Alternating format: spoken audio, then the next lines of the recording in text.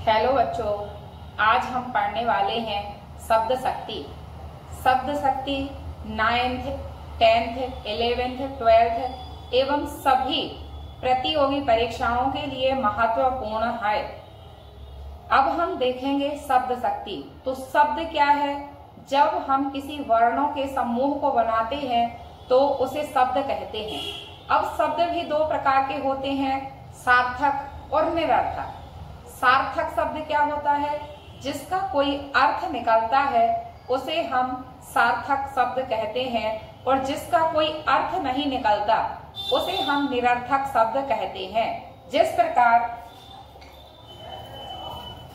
हमने लिखा मोहन, मोहन का कोई अर्थ निकलता है, जैसे मन को मोहने वाला मोहन है, भगवान श्री कृष्ण का नाम मोहन है, तो मोहन एक अर्थ दे रहा है। इस शब्द का अर्थ शब्द को बोलने पर हमारे दिमाग में आता है, हमारे मन मस्तिष्क में आता है, तो इसी को कहते हैं, शब्द के अर्थ को पहचानने वाली शक्ति को हम शब्द शक्ति कहते हैं। अब इसी शब्द को यदि हम पलट देते हैं और हमने लिख दिया हनमो या नहमो, तो इन शब्दों के क्या कोई अर्थ निकल रहे हैं? क्या हमें कोई चीज समझ में आ रही है कि ये चीज क्या है? हमें कुछ समझ में नहीं आ रहा। ना तो हम हनमो का मतलब जानते हैं, ना हम नहमो का मतलब जानते हैं, तो इससे शब्द शक्ति प्रकट नहीं हो रही। शब्द जो उचित अर्थ देता है, एक सार्थक अर्थ देता है, उसे हम शब्द शक्ति कहते हैं। अब हम देखेंगे शब्द शक्ति। जैसे हम कोई वाक्य बोलते हैं कि दीवार पर छिपकली चल रही है, तो उसका एक अर्थ हमें समझ में आता है कि कोई दीवार है और उस पर छिपकली जा रही है। लेकिन यदि हम कहते हैं हाय पर दीवार छिपकली, तो क्या इसका कोई अर्थ हमें समझ में आता है? इसका कोई अर्थ नहीं निकलता बच्चों। तो आज हम पढ़ेंगे शब्द शक्ति।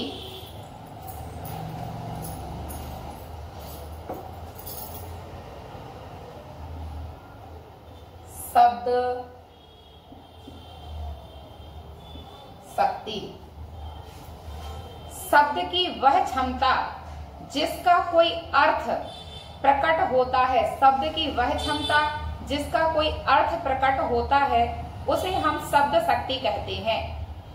तो हम परिभाषा देख लेते हैं एक बार।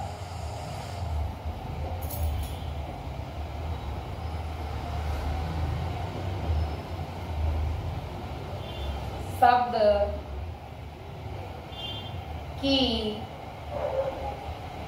वह क्षमता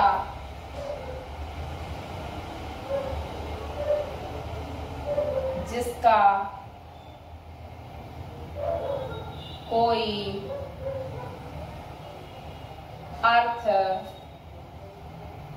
अर्थ प्रकट होता है,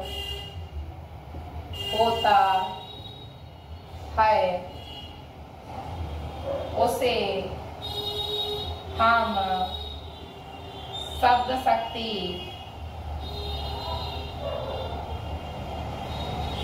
कहते हैं। ये हमने देख ली शब्द की वह क्षमता जिसका कोई अर्थ प्रकट होता है, उसे हम शब्द शक्ति कहते हैं। अब हम सामान्य अर्थों में देखें एक दूसरी परिभाषा जो सरल शब्दों में है। अर्थ, शब्द और अर्थ के घनिष्ठ संबंध को शब्द शक्ति कहते हैं। तो परिभाषा, दूसरी परिभाषा लिखते हैं। शब्द और अर्थ के घनिष्ठ, शब्द और अर्थ के घनिष्ठ संबंध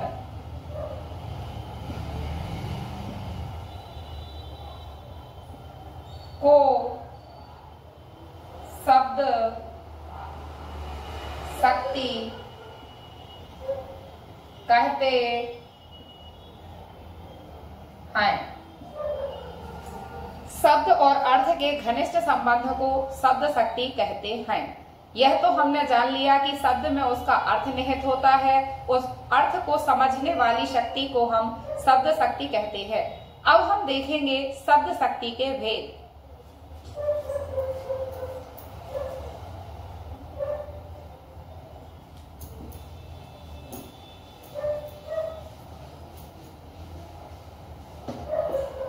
शब्द शक्ति के भेद। भेद या जिन्हें हम कहते हैं प्रकार।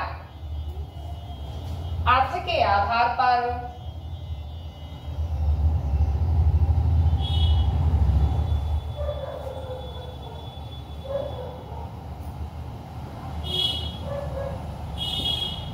शब्द शक्ति के तीन भेद होते हैं। पहला अभिधा।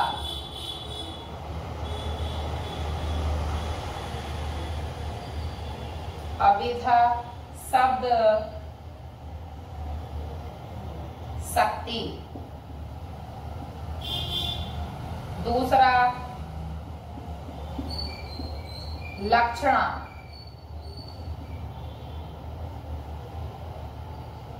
लक्षण शब्द शक्ति। तीसरा व्यंजना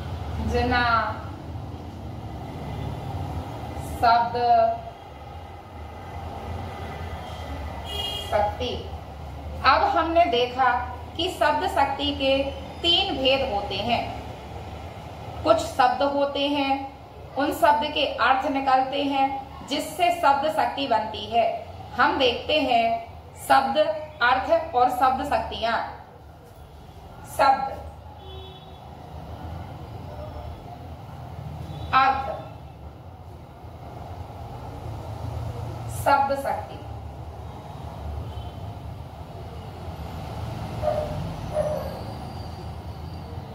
शब्द है वाचक शब्द।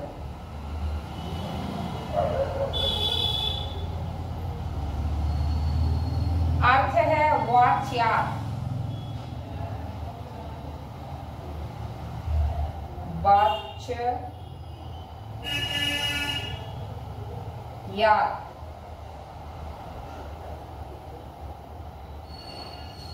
एक मिनट बिगड़ गया है।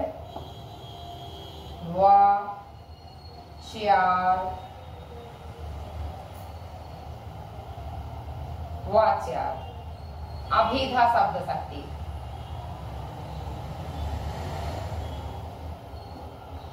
शब्द शक्ति। फिर अब वाचक शब्द क्या है? वाचक।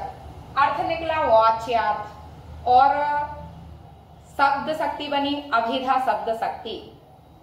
अब वाच्यार्थ को ही हम मुख्यार्थ भी कहते हैं, सरलार्थ भी कहते हैं, प्रसिद्धार्थ भी कहते हैं, लोक प्रचलित अर्थ भी कहते हैं, कोशगत अर्थ भी कहते हैं, अभिधेय अर्थ भी कहते हैं। तो अभिधा शब्द शक्ति का जो अर्थ निकलता है उसके कई नाम हैं। अब हम तीसरा शब्द देखते हैं लक्षक।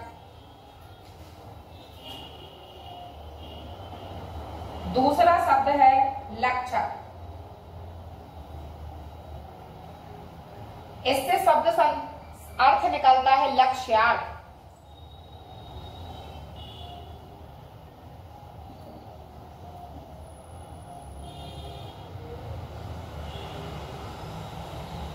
लक्ष्यार्थ शब्द शक्ति बनती है लक्षणा शब्द शक्ति।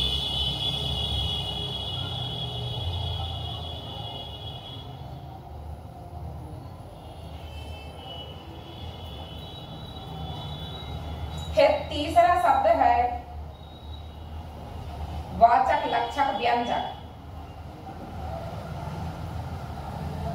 अर्थ निकलता है व्यंग्यार्थ।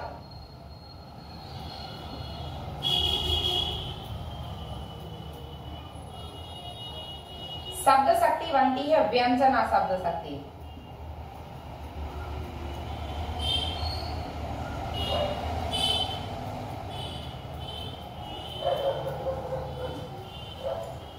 व्यंजना शब्द शक्ति।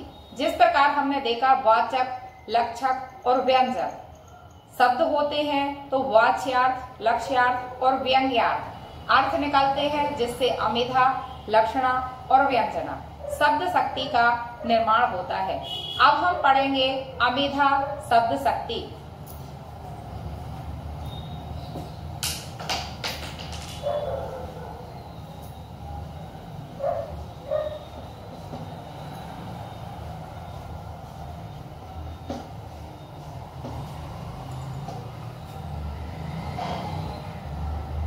अभिधा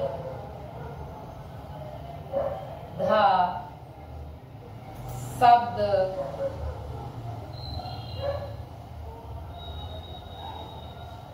शक्ति।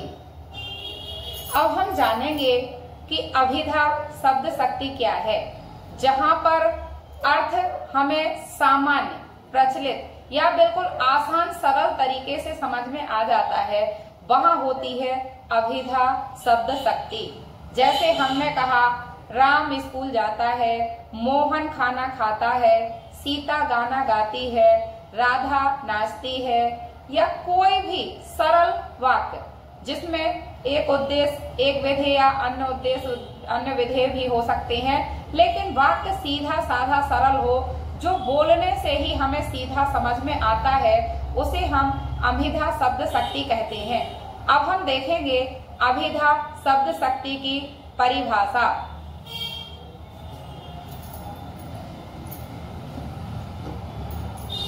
शब्द को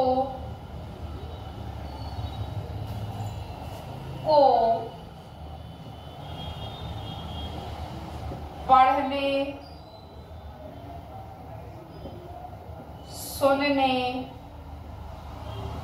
के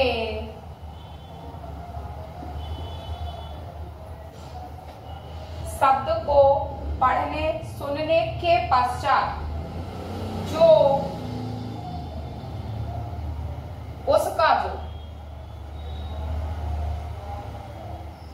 उसका जो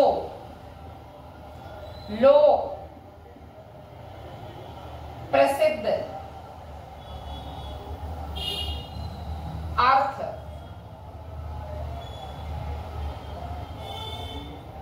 ज्ञात होता है, उसे अभिधा शब्द शक्ति कहते हैं। तो परिभाषा में हम देखते हैं, जब हम शब्द को पढ़ते हैं, उसको सुनते हैं, उसके पश्चात जो हमारे समाज में लोक प्रचलित यानी कि हमारे समाज में उसका अर्थ प्रसिद्ध होता है, उसका ज्ञान हमें होता है, उसे हम अभिधा शब्द शक्ति कहते हैं। सामान्य अर्थों में देखें तो शब्द के सामान्य अर्थ का बोध कराने वाली, शब्द के सामान्य अर्थ का बोध कराने वाली शक्ति को अभिधा शब्द शक्ति कहते हैं।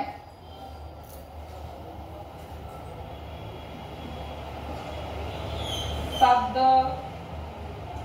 के सामान्य अर्थ का बोध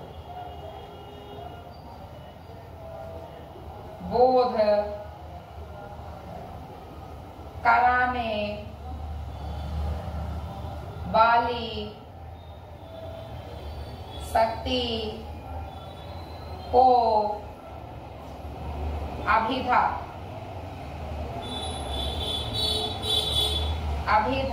शब्द शक्ति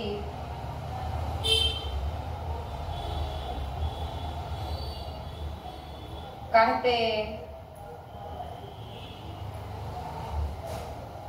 हैं।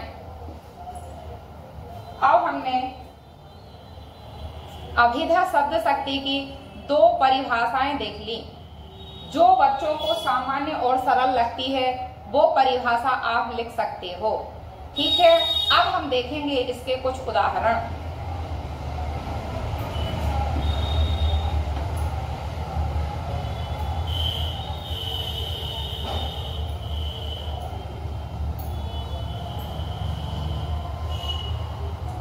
जिन शब्दों से सीधा और सरल अर्थ समझ में आता है उसे हम अभिधा शब्द शक्ति कहते हैं।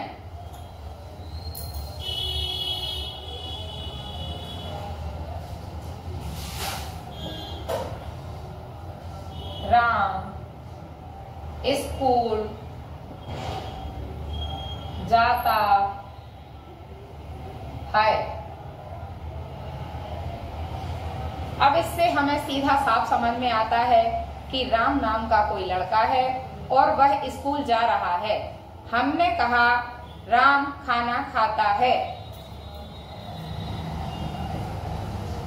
राम की जगह श्याम भी कर सकते हैं या कुछ अन्य नाम भी कर सकते हैं। श्याम खाना खाता है।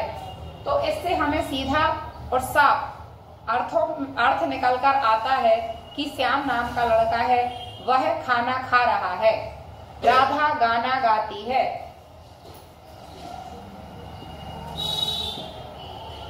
राधा गाना गाती है।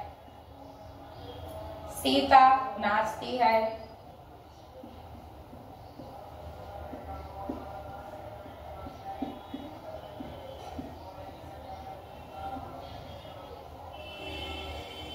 या कोई भी उदाहरण ले लो जिसका सीधा और साफ अर्थ निकलकर आता है उसे हम अभिधा शब्द शक्ति कहते हैं। अब चूंकि अभिधा शब्द शक्ति में अलंकारों का भी प्रयोग होता है, जैसे यमक अलंकार, उत्प्रेक्षा अलंकार अभिधा शब्द शक्ति के अंतर्गत आते हैं। तो इसको हम नोट डालकर लिखेंगे।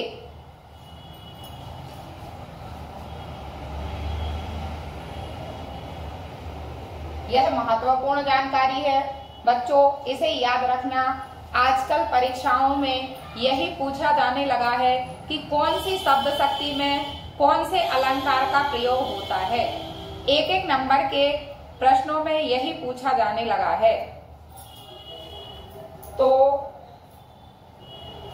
यमक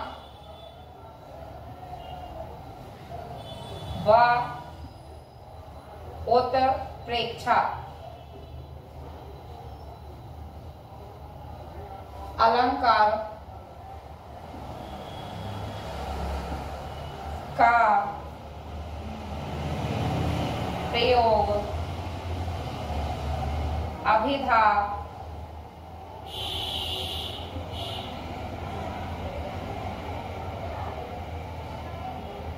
शब्द शक्ति में किया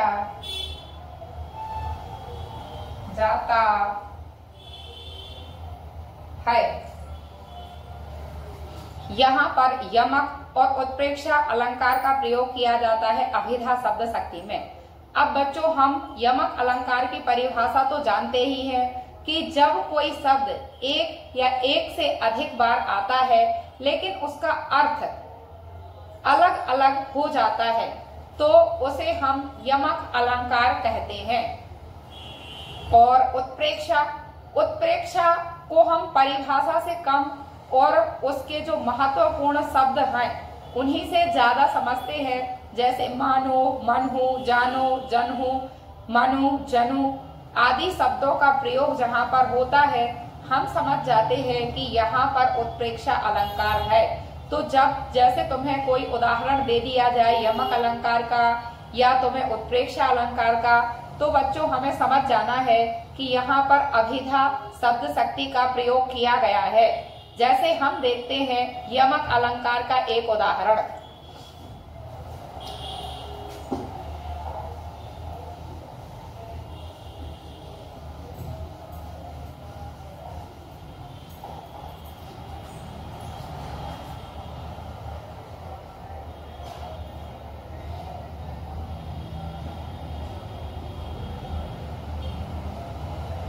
कनक,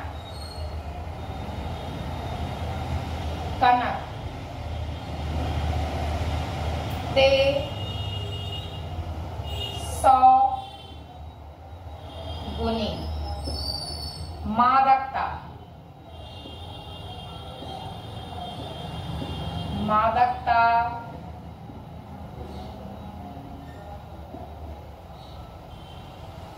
अधिकाय, वा पाए, वौराय, जब, वा या खाए वौराय, या खाए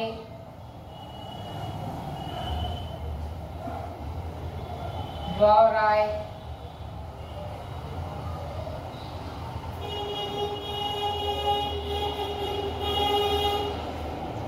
अब हमने देखा कनक, कनकते 100 गुनी।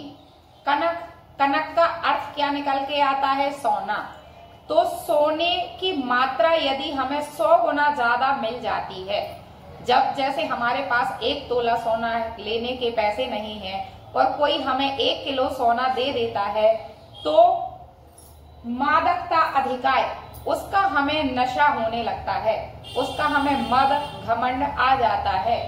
तो वा खाए, वा पाए बौराए जब। अब पहले कनक का अर्थ है सोना, तो जो हमें अत्यधिक मात्रा में मिल जाने के कारण हम घमंड से भर जाते हैं, बौरा जाते हैं, मस्ती में मस्त हो जाते हैं, तो उसी को कहा गया है बा पाए बौराए जग, बा खाए बौराए। अब दूसरे कनक का अर्थ है धतूरा। धतूरा एक पेड़ होता है जिसके फूल शंकर जी के लिए चढ़ाए जाते हैं, उसपे कांटेदार फल भी लगते हैं, उसके अंदर कुछ बीज निकलते हैं। यदि वह बीज मादकता यानी कि नशे युक्त होते हैं, उसकी मात्रा यदि कोई थोड़ी ज्यादा ले लेता है, तो उसको पीने से या खाने से क्या होता है? बौरा जाते हैं। बौराना मतलब पागल हो जाना। तो कहा गया है कि बा खाए बौराए, यानी अधिक मात्रा में उसका सेवन करने से व्यक्ति पागल हो सकता है। तो हमें समझ में आ रहा है कि यहाँ पर यमक अलंकार में अभिधा शब्द शक्ति का प्रयोग किया गया है। अब हम उत्प्रेक्षा के एक उदाहरण को देखते हैं। यदि तुम्हें ऐसी कोई लाइन दे दी जाती है कि कनक, कनकते 100 गुनी, मादकता अधिकाय, वा खाए बौराए जग, वा पाए बौराए में कौन सी शब्द शक्ति है, तो हमें बता देना है कि यहाँ पर अभिधा शब्द शक्ति है, क्योंकि यमक अलंकार और उत्प्रेक्षा अलंकार यह दोनों ही अभिधा शब्द शक्ति के अंतर्गत आते हैं। अब देखेंगे हम उत्प्रेक्षा का उदाहरण।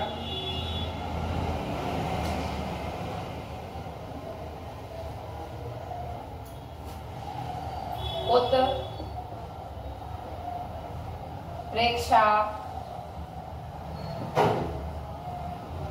अलंकार। उत्प्रेक्षा अलंकार में देखेंगे हम उदाहरण सोहत।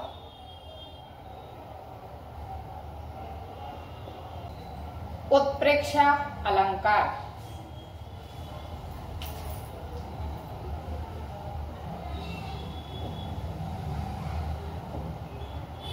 उत्प्रेक्षा अलंकार। उत्प्रेक्षा अलंकार का भी प्रयोग अभिधा शब्द शक्ति में किया जाता है।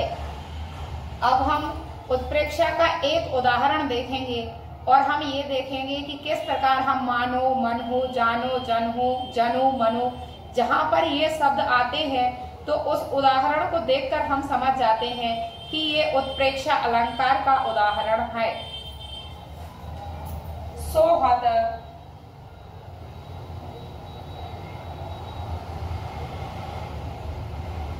ओढ़े, तीत, पट,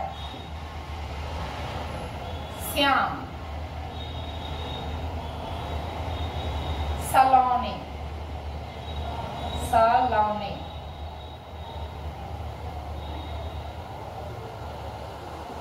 गात,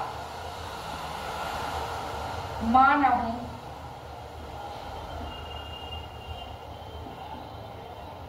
नील, मणि, सैल, पर, आतप,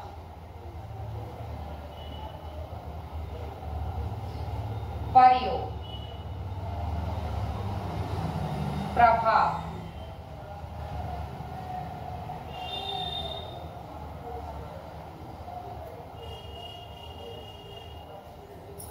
सोहत मतलब शोभायमान होना, छवि देखना, जिसकी हम छवि देखते हैं सुशोभित हो रही है, सुंदर छवि दिखती है, उसे हम कहते हैं शोभायमान होना।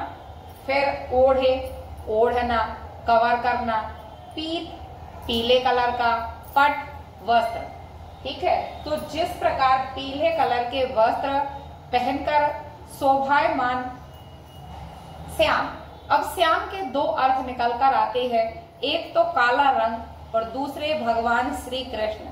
फिर सलोने, सुंदर लग रहे हैं, मनोहर लग रहे हैं। गात, गात का अर्थ होता है शरीर। अब पूरी लाइन का अर्थ देखते हैं। मनहु मतलब मानकर चलना है। नीलमणि, नीलमणि एक सैल, सैल कहलाता है पर्वत और नीलमणि उसका नाम है। नीलमणि सैल पर, आतप, आतप, आतप का अर्थ है प्रकाश या धूप। प्रयोग पढ़ना, प्रभात, सूर्य। ठीक है, तो हम अब इन लाइनों का अर्थ देखते हैं कि जिस प्रकार पीले कलर के वस्त्रों को धारण करने के बाद श्याम वर्ण श्री कृष्ण बहुत ही शोभायमान हो रहे हैं, उसी प्रकार मानव यानी कि उसी प्रकार नीलमणि पर्वत पर, जिस प्रकार नीलमणि पर्वत पर सूर्य की किरणें पड़ने से, ठीक है, आतप, प्रयोग, प्रभात, जिस प्रकार सूर्य की किरणें पड़ने से नीलमणि पर्वत शोभायमान हो रहा है, उसी प्रकार पीले वस्त्रों को धारण करने के बाद श्री कृष्ण भी, श्याम वर्ण श्री कृष्ण भी बहुत ही शोभायमान हो रहे हैं। धन्यवाद दोस्तों। अब हम कल देखेंगे लक्षणा शब्द शक्ति।